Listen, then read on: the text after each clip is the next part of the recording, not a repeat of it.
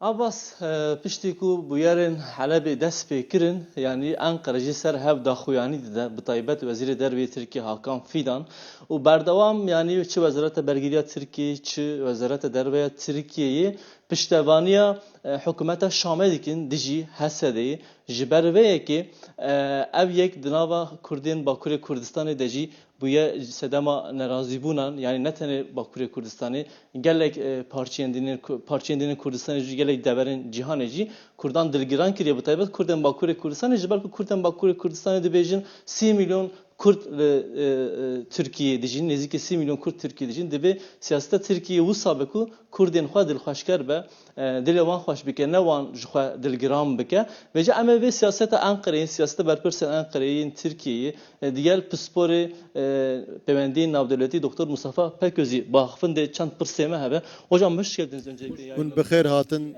Hocam şöyle alalım sizi hocam. Ankara'nın dış politikasını Siyaseta derveya Ankara'm dixwazin gotu bêj bikin. Tiştî li Herebê rû didin her wa daxuyanên hikûmetê hene gotin eger daxwaz hebe em karin piştevaniya Şamê bikin dijî Hesedê. Her wa Hakan Fidan jên daxuyadan hûn bi giştî çi dibêjin?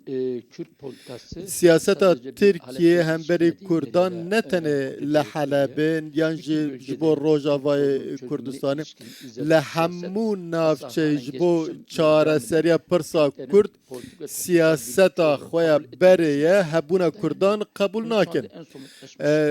Bi awayekî berçav jî em vê yekê li Rojavayê Kurdistanê taybet li Helebê dibînin. Em dibînin li Helebê sala 2010 ve 11 ve Kurd û Ermenî êzdî li dû taxên Helebê civiyane û ji xwe re ciyekî ewle çêkirine. Ew dever jî ji bo Rojavayê Kurdistanê deverekî stratejîk nîne lê sîmboleke û nirxekî xwe manevî heye.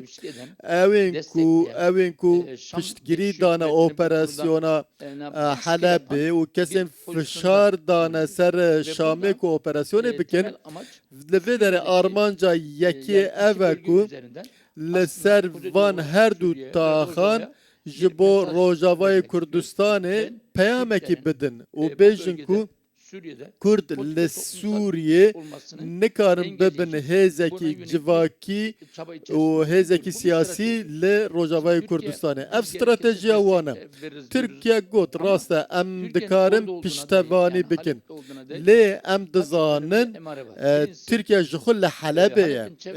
Li derdora Helebê em dibînin tundrewên İslamî hene kesên ku bi heteşêra ter digerin bi otomobîlên bi tabloya Tirkiye tev digerin çûna hatinê dikin.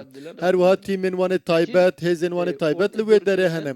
Her wiha li wê derê hate dîtin ku serbazên ku cilên heteşê li berxwe kirine em ala Tirkiye dibîne. Her wiha me dît ku ala Daişê jî li ser milê hin kesan hene. Ji ber vê yekê Tirkiye ji xwe li wê derê peywendiyê xwe heye. Kî operasyon dike? Hemzetan, tugayên Hemzetan dikin. Sultan Murad heye.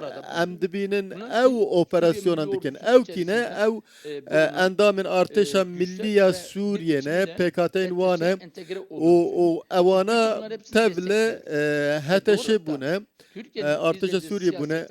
Ev bingeha siyaseta Tirkiye li navçeyê ew e ku nehêle li wê derê Kurd bibin hêzeke civakî yan jî keyaniyekî Kurdan li wê derê hebe. Niha zêdetir jî dixwazin rêveberiya xweser li navçeyê têk bide.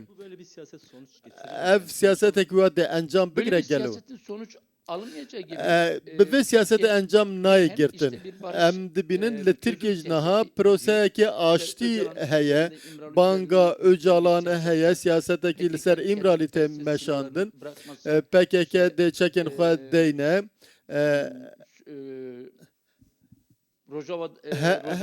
her wiha dixwazin li rojava jî bandora xwe bike her wiha hikûmeta Herêma Kurdistanê piştevaniya vê proseyê dike dema em hemû bînin berçava li Tirkiye çareserkirina pirsa Kurd yan jî bi gotina dewletê dibêjin ku em eniyan navxwe bihêz bikin em dibînin siyasetekî berva jî vê tê kirin eger serkeftina vê siyasetê nîne ji veriyekê ji xwe hese de dibêje bira artêşekî Sûriye hebe bira yek parçeya axa Sûrî were parastin lê dixwaze navçeya xwe jî biparêzin lê heteşe çi dibêje hikûmeta Sûriye çi dibêje em dibînin Golan daya İsrail'e ve hevditine Paris'e gelek peşniyara Amerika ser aboriye hebu em dibinin ev jehela Türkiye bu o Şam'e ve hata kabul kirin o wan navçeyan teslimi İsrail'e dikin İsrail ala xwe li vedere çıkan diye hezin xwe de li vedere bicî bikin her wa em dibinin navçeya durziyan jî heve dehnek فرحتر به دنگ خو همبر وان تشتا در ناخن لی همبر دو تاخن کردان در دکبن دما ام حسده دبیجن ام دبیجن 100,000 کس هزکی وان هیا و پشتوانیا سنت کومی هزین امریکا لپشوان هیا برجواندین استراتژیکین امریکا لنافچه هنه او hez de lüve dere biminim Türkiye şuna ku lüve dere gel Kurdan tev bigere lazım hefsengiye ki navbera kamışlı Şam'ı hebe em dibinin tane piştevaniya cihadiyan dike o Kurdan dur dike Kurdan digre hemberi xwe ev ser nakeve ve em ji nezik ve bibinim bandoraki çalı ser prose çareseri hebe Kürt hareketini yani PKK'den beklediği Türkiye ji PKK dixwaze çi dixwazin PKK bike PKK ji kir biryara çekdanînê dan hêzên xwe ji Tirkiye vekşandin biriya helweşandinê de di nava sînorê Herêma Kurdistanê jî em dibînin dîsa kadroyên xwe vekişandin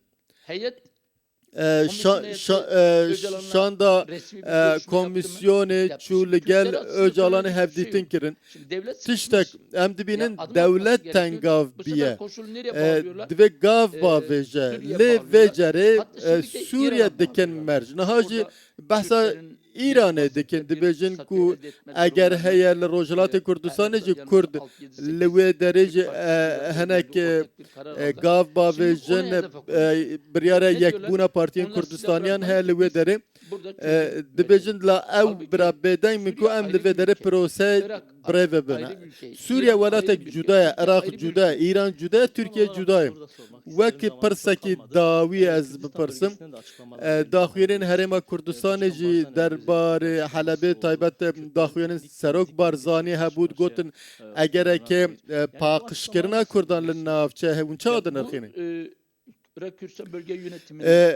Reveberiya Herêma Kurdistanê her wiha daxuyana Serok Barzanî em pir giring dibînin û demên pêş de jî dê diyaloga navbera hemû aliyên Kurdan pêş bikeve ya duyem jî li rojhilata navîn pirsgirêkên navçeyekê yên Kurdan bandor li hemû parçeyan dike em vê bawekê eşkere dibînin ji ber vê yekê birêz Serok Barzanî ev daxuyaniya wî ne tenê daxuyaniyekê dîplomasiye pêwendiyên xwe em dibînin bi Tirkiye re heye û ev hişyariyeke ji bo Tirkiye jî hev dem em hevdîtinekê li gel Ahmed Şar jî kiribû di wê hevdîtinê de jî Ahmed Şara bersevekî de Serok Barzanî girîng e gotiye em hemû mafên Kurdan yên siyasî û kulturî digirin garantiyê ev e hinek rewşê aram kir hinek nîşan dide ku Şam di rojên pêş de dê helwestekî çawa nîşan bide ez ji ber wê dibêjim ev daxuyani Suriye geçişinde Cumhurbaşkanı hem görüşmesinin hevdîtina kıymetli ve önemli olduğunu düşünüyorum. li gel Ahmed Şar pir giring Bu tıkanma, dibînin Halep'teki tıkanma, ew tengezarî û önümüzdeki, xetmandina li belki Helebê hene haftalar ve dibe aylar ku içerisinde li pêş Kuzeydoğu dema nava Kuzeydoğu heftiyan da Suriye ile li Şam arasında, yani rojhilat Kafkas û ile Şam arasında Bakurê sorunun çok daha hızlı Suriye çözülmesinin de önünü bibe açtığını sebebê düşünüyorum. Çok sağ olun, çareserkirina çok teşekkür pirsgirêkan. ederim. Teşekkür ederim. Çağrı. Spas dikim. Biz teşekkür ederiz.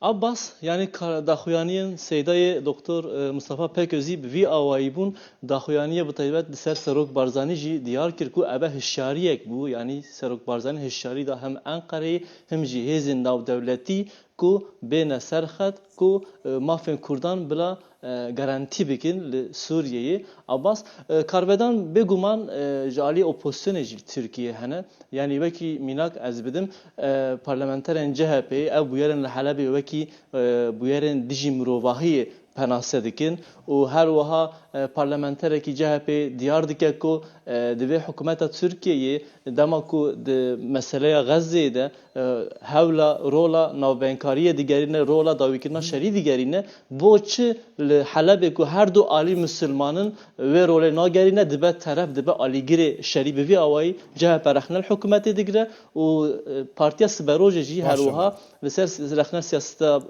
Wezareta Derve Enqereyê digire û diyar dike ku divê Türkiye li Helebê nebe alîgir dibe bibe navbenkar Abbas.